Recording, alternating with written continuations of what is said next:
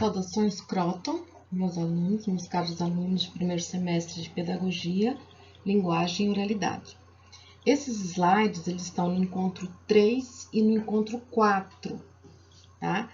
As interfaces da escrita, da oralidade, e também o capítulo, o encontro 3, ensinar oralidade. Então, esses slides eles vão estar no encontro 5 do ambiente AVA, tá? Então, eles vão estar no encontro 5 e nós vamos nos comunicar por meio do WhatsApp e algumas considerações, algumas novas orientações, nós vamos passar pelo WhatsApp, tá bom? Esses slides, eles estão com som e eu vou lendo os slides e explicando alguma coisa extra. E eu decidi, além desses slides do texto do encontro 3 e encontro 4, falar alguma coisa sobre a Base Nacional Comum Curricular, tá? O BNCC. Então, como nós já vimos, linguagem é todo ato de comunicação, seja por que meio for. Aí está, o nosso ato de comunicação hoje é por meio dos slides. Infelizmente, não temos interação. Se fosse um fórum, teríamos uma interação. Só que, se vocês tiverem alguma dúvida, a nossa interação ela vai ser totalmente concluída pelo WhatsApp, tá? Até novas orientações. Encontro 3. O que é ensinar oralidade? Eu tinha colocado no conteúdo esses textos e alguns vídeos, tá? Na pré-aula e na pós-aula, tanto do encontro 3 quanto do encontro 4 e todos os encontros. Então, por favor, vejam esse vídeo, o link está lá, as formas de estimular a oralidade, tá? De um meio muito importante, que é a Nova Escola, a revista, e o letramento, oralidade e letramento. Diálogos na Escola, que ele fala um pouco sobre variações linguísticas. O que deveria ser isso? O que é isso? É quando você tem várias formas da mesma língua, tá? Então, se, por exemplo, cada forma, ela entra num contexto e ela também pode ser questão regional e questão social, tá? Posso usar macaxeira, posso usar mandioca, posso usar aipim para a mesma raiz, tá? Na questão social, é quando as pessoas elas se comunicam não da língua padrão, elas geralmente se comunicam pela língua que elas estão acostumadas no dia a dia delas. Então, vamos lá. A língua portuguesa no BNCC. Eu resolvi fazer um adendo nesses slides sobre Base Nacional Comum Curricular, tá bom? Vamos lá. A oralidade como uma prática de linguagem a ser desenvolvida nas escolas não é uma novidade. Está prevista desde a publicação dos PCNs, Parâmetros Curriculares Nacionais, no final da década de 90. Agora, entretanto, o caráter normativo da Base Nacional Comum Curricular torna necessário implementá-la nos currículos de forma efetiva. E como a oralidade se apresenta? A matriz de língua portuguesa em relação à oralidade apresenta aproximadamente 30 objetos de conhecimento, nós vamos ver os 30, e 49 habilidades, distribuídas nos 9 anos do ensino fundamental, que devem ser desenvolvidas junto aos alunos, tendo em vista as 10 competências específicas de língua portuguesa, além das 6 competências específicas de linguagem. Nós vamos ver isso mais para frente. Mensurar essas habilidades e competências pode ser importante para dimensionar o peso dessas práticas dentro do ensino de língua portuguesa, mas isso não é suficiente. É preciso saber quais são os objetos de conhecimento e como estão descritas as habilidades e só assim conhecer a dimensão do trabalho com oralidade. Então vamos lá. BNCC. BNCC, como vocês sabem, é um documento, é uma base nacional curricular comum. Então, são quase 500 páginas, onde lá tem um documento sobre como as escolas privadas ou públicas, vão se postar diante dos vários conteúdos que nós temos hoje. História, geografia, educação artística, educação física, matemática, língua portuguesa e todas as linguagens. Então, esse documento é muito importante. Nós estamos aqui, eu coloquei aqui o link, o portal do MEC, desse documento na íntegra, e aqui eu resolvi fazer um recorte da área de linguagens, competências específicas de linguagens para o ensino fundamental, língua portuguesa, competências específicas de linguagem para o ensino fundamental, e aqui falo dos anos iniciais, práticas de linguagem, objetos de conhecimento e habilidades, língua portuguesa no ensino fundamental, anos finais, práticas de linguagem, objetos de conhecimento e habilidades. Então, nós temos dos anos iniciais, o Fundamental 1, e os anos finais, o Fundamental... mais ou menos Fundamental 1 e 2, tá bom? Aqui tem BNCC, síntese da proposta do eixo de conhecimentos linguísticos e gramaticais. Os objetos de conhecimento. Do primeiro, do segundo, aqui está no Fundamental 1, Fundamental 2, até o 9º ano, tá bom? Aqui vem todos os objetos de conhecimento. Na questão de sistema alfabético, que é alfabetização, convenções gráficas da escrita, alfabetização, processos de formação e significados das palavras, aqui entra a morfologia, ortografia, todas aquelas regras ortográficas, e morfossintática, que é quando nós pegamos todas as palavras e nós fazemos o nosso texto dentro da língua da norma padrão, tá? No documento BNCC, idealiza-se que os alunos matriculados em todas as escolas de ensino básico nas 5 regiões geográficas brasileiras tenham acesso aos mesmos componentes curriculares, disciplinas escolares, a partir da indicação de objetos de conhecimento, conteúdos disciplinares e de habilidades a serem trabalhadas ao longo da escolaridade. Considerando o texto como centro das práticas de linguagem, os objetos de conhecimento para o ensino de língua portuguesa estão organizados em 5 eixos: oralidade, leitura, escrita, conhecimentos linguísticos e gramaticais, educação literária. Aqui está a língua portuguesa, em todo o seu universo. Língua portuguesa, habilidades BNCC. Habilidades de língua portuguesa alinhadas à BNCC.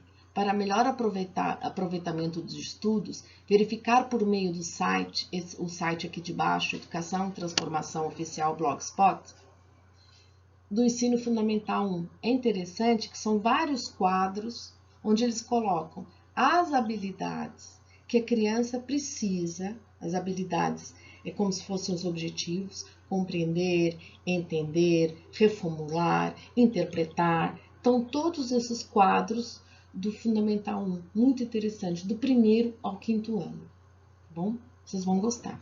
Tá bem explicativo, bem didático. Competência e habilidade são termos muito citados atualmente por conta da Base Nacional Comum Curricular, que chega às escolas da rede pública e particular de todo o Brasil em 2020, portanto, neste ano. O documento de caráter normativo define o conjunto de aprendizagens essenciais que todos os estudantes devem desenvolver ao longo das etapas da educação básica, da educação infantil ao ensino médio. Depois da educação infantil, entra a educação fundamental 1, fundamental 2, ensino médio. Competências. Competência é um conjunto de conhecimentos, habilidades e atitudes, ou seja, saberes, saber fazer relacionado à prática de trabalho mental, saber ser, aspectos éticos, cooperação, solidariedade, participação. O atitudes tem a ver com valores, tá bom? E as habilidades, associadas ao saber fazer, ação física ou mental que indica a capacidade adquirida, identificar variáveis, compreender fenômenos, relacionar informações, analisar situações problema, sintetizar, julgar, correlacionar. Então vamos lá. A partir das habilidades, tá? A partir da competência, nós podemos, a partir do nosso conhecimento, nós podemos ter algumas habilidades, tá? Competência, mobilização de conceitos, e habilidades práticas, cognitivas e socioemocionais. Então, se eu tenho um conhecimento, se eu tenho um conceito de estudar para melhor melhor me formar, melhor ter melhor aprendizagem, eu preciso de várias habilidades, inclusive questão de valores, tá? Então, eu tenho eu já tomei uma decisão que eu preciso ter conhecimento. Então, eu tenho essa competência. A partir daí, eu vou usar essa minha competência que eu tenho para eu começar a ter, a descobrir novas habilidades que eu possa apreender. A área da linguagem trata dos conhecimentos relativos à atuação dos sujeitos em práticas de linguagem em variadas esferas da comunicação humana, das mais cotidianas às mais formais e elaboradas. Esses conhecimentos permitem mobilizar e ampliar recursos expressivos para construir sentidos com o outro em diferentes campos de atuação. Propiciam ainda compreender como o ser humano se constitui como sujeito e como age no mundo social, em interações mediadas por palavras, imagens, sons, gestos e movimentos. Tá? Aqui nosso Vanderlei Giraldi, que nós já vimos em aula. Afinal, a oralidade pode ser ensinada? Iniciemos essa reflexão embasadas em uma perspectiva teórica, que parte da compreensão de que a oralidade é uma prática social interativa, com fins comunicativos, que se apresenta através de variados gêneros textuais, materializados na realidade sonora. Então, nós sabemos que gênero textual é todo formato. Nós temos contos, nós temos histórias infantis, histórias de terror, nós temos notícias, nós temos classificados, nós temos, por exemplo, nos meios digitais, nós temos o WhatsApp, nós temos mensagem, nós temos e-mail. Gênero textual é tudo aquilo que passa um texto. Tá? Então, de repente, uma história em quadrinhos é um gênero textual. Um cartoon, uma charge é um gênero textual. Uma propaganda, um grande outdoor na rua é um gênero textual. Tá? E dentro daquele gênero textual existem os tipos de texto que nós podemos colocar lá. Se eu tenho um outdoor, se eu tenho uma propaganda, que é um gênero textual, eu vou colocar um tipo de texto injuntivo, ou seja, aquele que manda fazer. Compre na loja, na determinada loja, está tendo uma promoção, tá? Então, nós temos uma diferença entre gênero e tipo. Por exemplo, um gênero textual, um conto de fadas. Eu uso o tipo textual, eu uso a narrativa. Então, a narrativa, ela se apropria exatamente para uma história, um conto de fadas, tá bom? Portanto, tratar o oral como objeto ensinável é refletir sobre os gêneros orais, estejam eles no domínio tipicamente falado, oralidade, ou nos domínios mistos, quando se dão as mesclagens de modalidades, isso aí é o nosso grande Marcuski, tá? Os gêneros textuais, sejam eles orais ou escritos, são definidos por Marcuski e por Chenoely e Dawes, que depois eu vou dar um texto muito importante para vocês, dos dois. Como padrões comunicativos utilizados pelos sujeitos em comunidades de práticas e em domínios discursivos específicos, elaborados e validados historicamente ao longo do desenvolvimento da sociedade. O que vem a ser isso? Sendo assim, resultam de um trabalho coletivo, construído culturalmente e contribuem para ordenar e estabilizar as atividades comunicativas dos sujeitos em seu dia a dia. Na medida em que definem o que é dizível, apresentam um tipo de estruturação e acabamento e são caracterizados por configurações específicas das unidades de linguagem. Vou dar um exemplo, uma exposição oral. Tá? Então, a professora pede para fazer um seminário sobre determinado assunto. Qual é esse gênero? Esse gênero se chama exposição oral. E ele tem um formato. Ele pode ser feito por meio da lousa, ele pode ser feito por cartazes, ele pode ser feito pelos slides digitais PowerPoint. Então, o gênero exposição oral, ele pode ser feito de várias maneiras. E o conteúdo é um tipo de texto, o tipo explicativo, tá? É um tipo informativo. Assim, acreditando que a apropriação das competências relacionadas ao uso da oralidade nas mais diversas situações sociais constitui-se como um mecanismo fundamental de socialização, de inserção prática nas atividades comunicativas humanas. Broncardt, um grande estudioso da linguística, e nós falaremos dele mais em outras aulas, em outros encontros. Diversos teóricos apresentam análises que mostram a possibilidade e a importância da realização de um trabalho efetivo com gêneros orais no ambiente escolar, com o objetivo de formar sujeitos capazes de enfrentar o mundo atual como cidadão participativo, reflexivo e autônomo, conhecedor de seus direitos e deveres. Aí está, um cidadão crítico, tá? Um que consegue fazer questões, consegue elaborar questões sobre o que acontece em toda a gestão do Brasil. Dentre esses autores estão Chenouille e Dawes, que consideram a oralidade como realidade multiforme, englobando não apenas aspectos fônicos, fonológicos de entoação, mas também explorando lugares mais amplos do oral, como a própria materialidade do texto oral, seu enunciador, seu lugar de enunciação social. Então, por exemplo, eu tenho uma entrevista. Eu chego, sou uma jornalista, e aí o diretor, o editor-chefe chega para mim e fala assim, olha, você precisa fazer uma entrevista com o diretor da faculdade Anhanguera de Santa Bárbara. Eu vou, pego o meu caderno, pego o meu celular, porque hoje em dia a gente não precisa mais ter gravador, pego o meu celular e vou fazer uma entrevista com algumas perguntas, né, já estruturadas, e vou fazer uma entrevista com o diretor. Essa entrevista é toda oral. Então, as minhas perguntas e as respostas. Quando eu chegar na redação do jornal, eu vou ter que passar essa entrevista,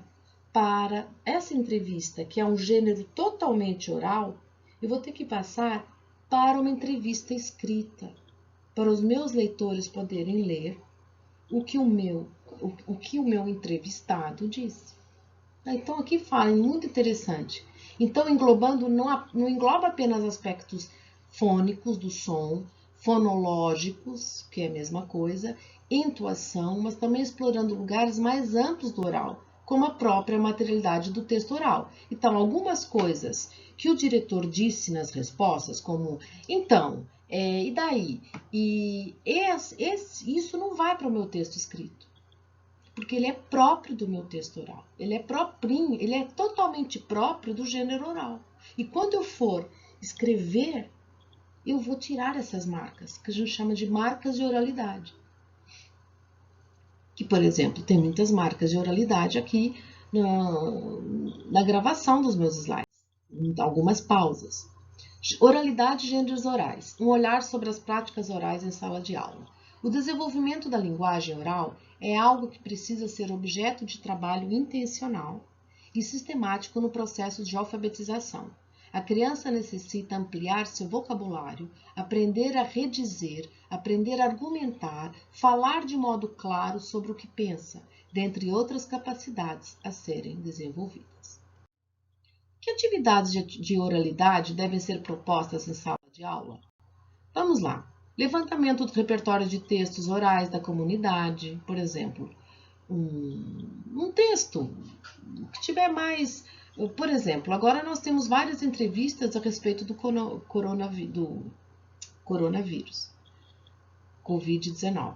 Rodas de conversa, histórias malucas, análise de textos multimodais, ou seja, multimodais são aqueles textos que eles circulam de várias formas e vários modos e de vários suportes.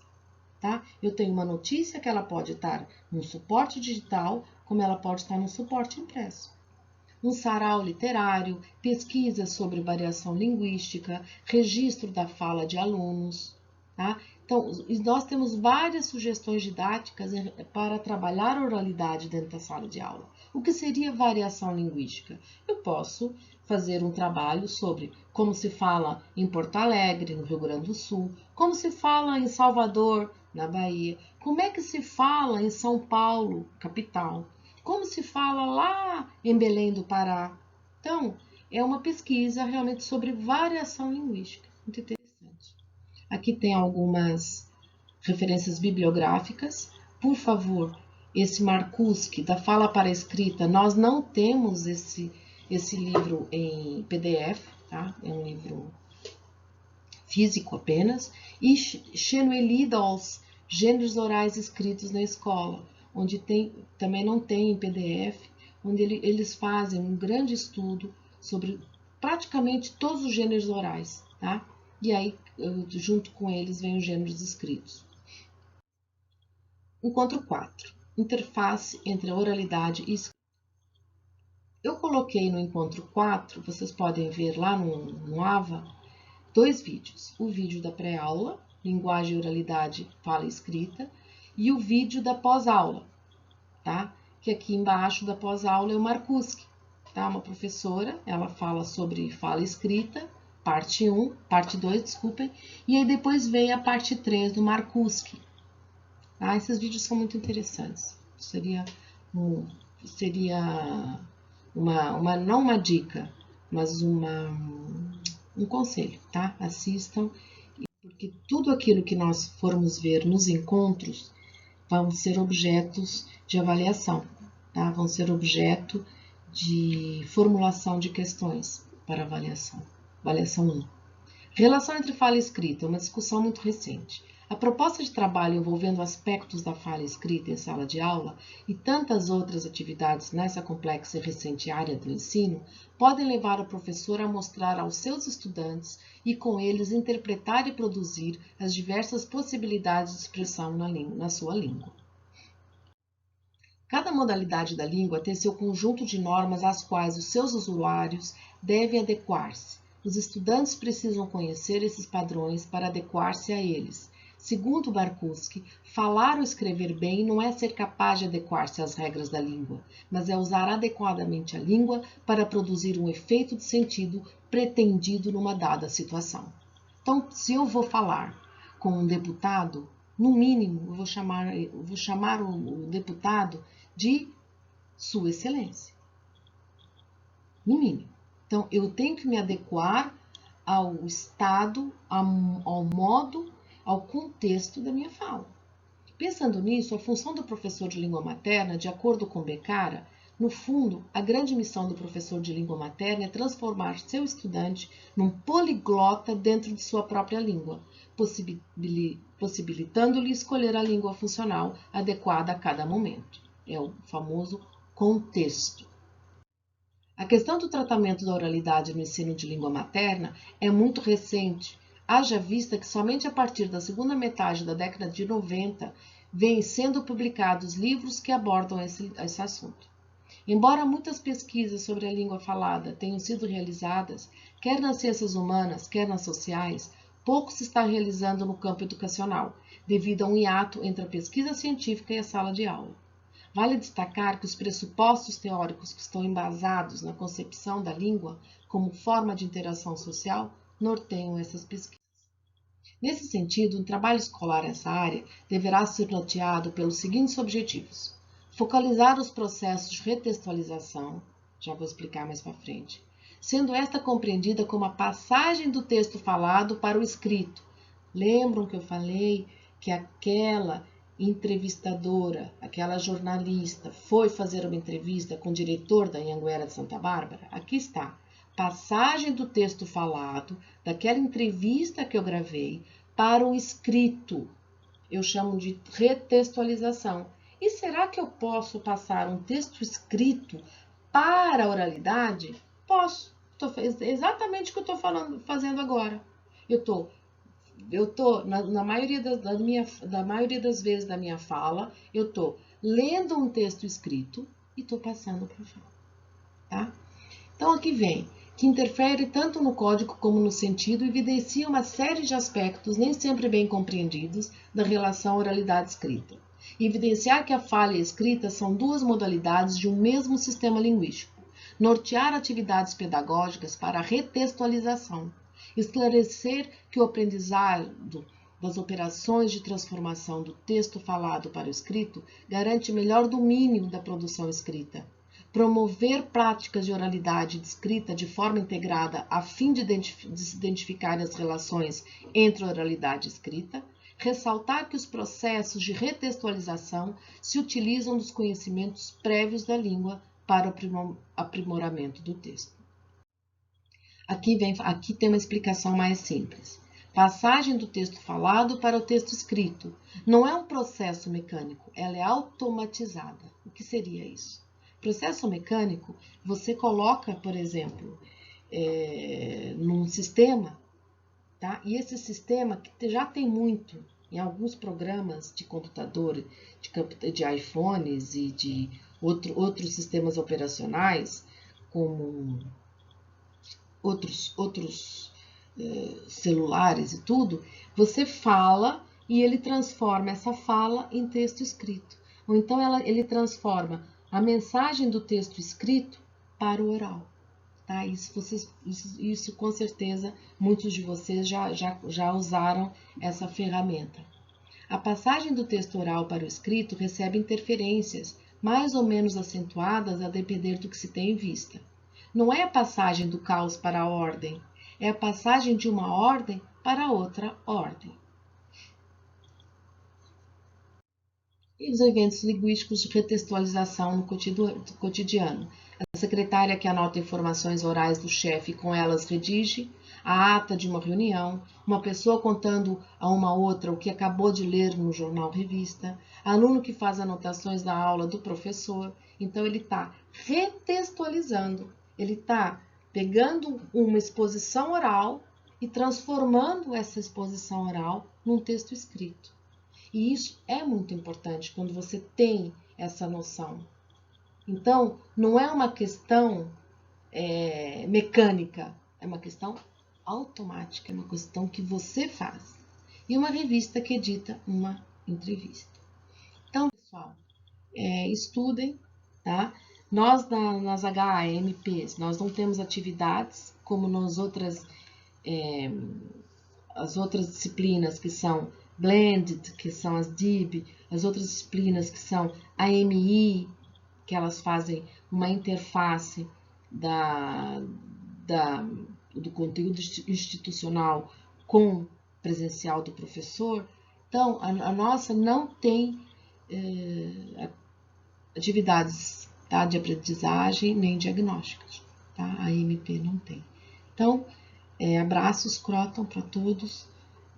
Vamos seguindo na luta, unidos contra o vírus e vamos trabalhando dessa forma, tá? Então, é uma maneira da gente cooperar com a questão das aulas presenciais, que elas estão canceladas e proibidas, tá? Nesse momento, elas estão proibidas.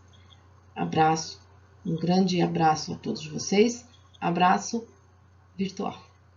Um beijo.